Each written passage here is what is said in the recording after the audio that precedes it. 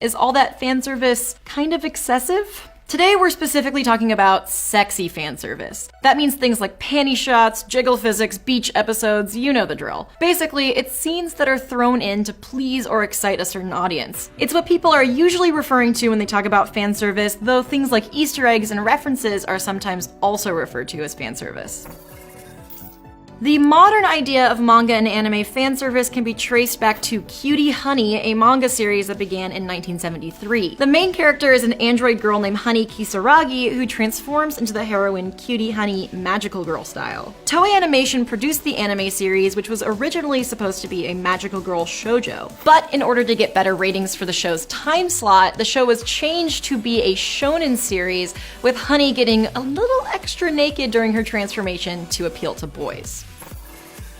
Then the 80s arrived and we were introduced to what is now known as Gainaxing. The animation studio Gainax has a long history that's really important to anime as a whole, but that's a story for another time. In short, Gainaxing is when a female character's breasts bounce and or jiggle very conspicuously, almost as if they have a mind of their own. Gainaxing started before the studio was even called Gainax, back when now iconic director Hideaki Anno and co. were animating promotional videos for science fiction conventions. The Daikon 4 opening from '83 features an aged-up version of the previous video's star wearing a bunny costume, and it has the first of many Gainax bounces. The common theme for both Cutie Honey and the Daikon 4 opening is that they were both for promotional purposes, that is, to capture people's interest.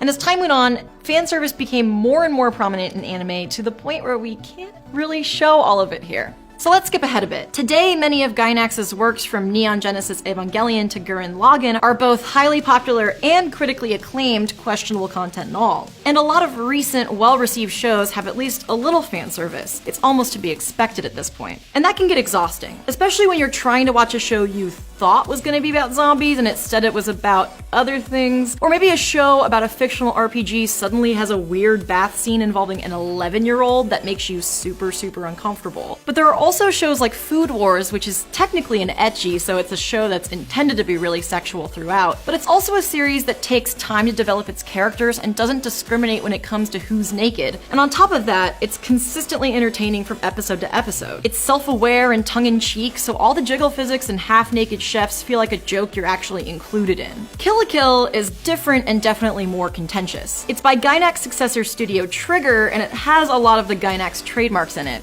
It's one of my personal favorite anime, but I can understand why a lot of people don't like it. The nudity can get to be a lot at times, and it's not always very well explained.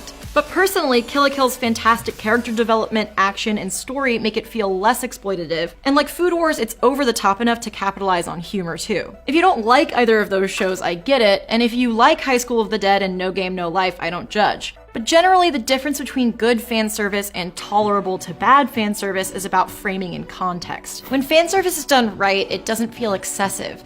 And the barometer for that is entirely up to you. Whether you like fan service or don't, there's usually something out there for everybody, so let us know in the comments what fan servicey anime you like and don't like, and be sure to subscribe for way more anime stuff to come.